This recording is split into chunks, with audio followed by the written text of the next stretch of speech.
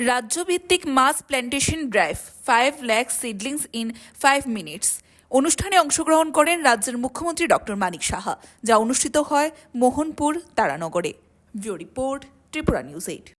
Market जो 5 जून खुद भी लगाया है और हमारा जितना लीडर्स है, सेंट्रल लीडर, मिनिस्टर्स, वो लोग भी लगाए, हम लोग भी यहाँ पर लगाए थे।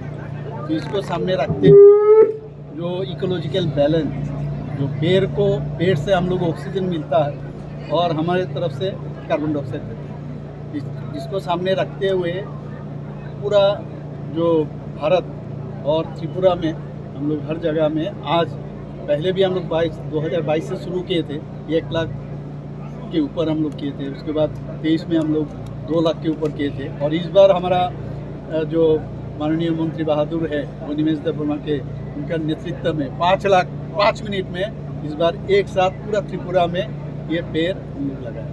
तो सभी लीडर्स और सभी ऑफिशियल सब ने लगाया और मैं इसलिए फॉरेस्ट मिनिस्टर और फॉरेस्ट मिनिस्ट्री के साथ उनका जो टीम है सबको मैं धन्यवाद देना चाहता हूँ। ये बहुत ही अच्छा है और ये परिवेश के लिए बहुत ज़रूरी है। पेड़ अगर नहीं है तो हम लोग जिंदा ही कहाँ से रहेंगे।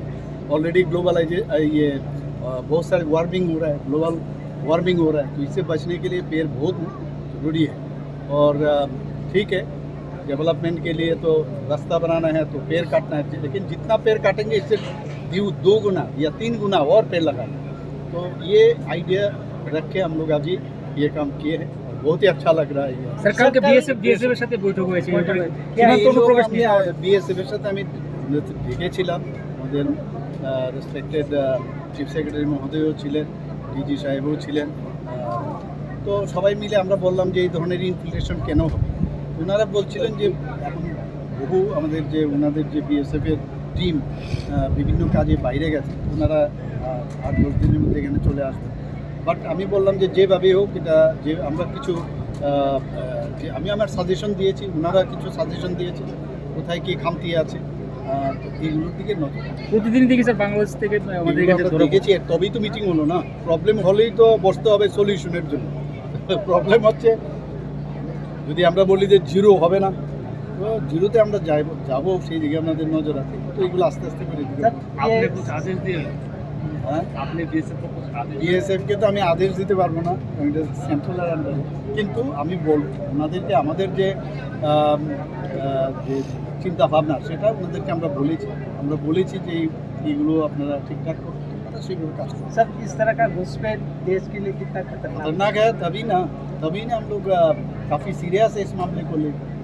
और मैं ऑलरेडी दिल्ली को बताया मैंने ये चीज़ ऐसा हो रहा है, कहाँ हम लोग की समस्या है। पोरस बॉर्डर भी है, तो बहुत सारा चीज़ 3 जगह हम लोग आइडेंटिफाई किए जहाँ पर ये पोरस हो रहा है वहाँ से, और कैसे आ रहा है ये पूरा बहुत सारी चीज़ आपके सामने हम नहीं बोल सकते, लेकिन ऐसा जगह है। लेकिन टाउट है बहुत सारा त्रिपुरा में, ये लोग इधर उधर कम्युनिकेट करके तो आइडेंटिफाई हुआ है, उनको अरेस्ट भी कुछ हुआ है। तो ये तो मेरे ख्याल से धीरे धीरे खत्म। Thank you sir. मेरा जो इंटेंशन था, मैंने फॉरेस्ट दफ्तर अपनी जिम्मेदारी में जब आया ही पिछले 3-4 मंथ्स हमने काम किया इस दफ्तर में। उसके बाद मैंने सोचा ये जो ग्लोबल वार्मिंग हो रहा है, पर्यावरण में काफ़ी कुछ दिखाई दे रहा है जो पहले हम देखे नहीं थे, गर्मी होने लगा, तो पेड़ लगाने से ही ये सब प्रॉब्लम का हल हो सकता है।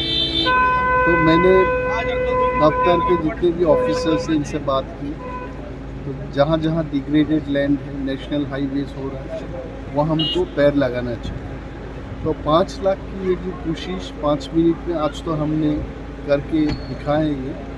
और मैंने ये भी बोला था कि ये पूरे साल में, अभी ये साल ख़त्म होने में और 6 महीना बाकी है, ये 6 महीने में हम कोशिश करेंगे और कम से कम 40-45 लाख ऐसा पेड़ हम लगाएं।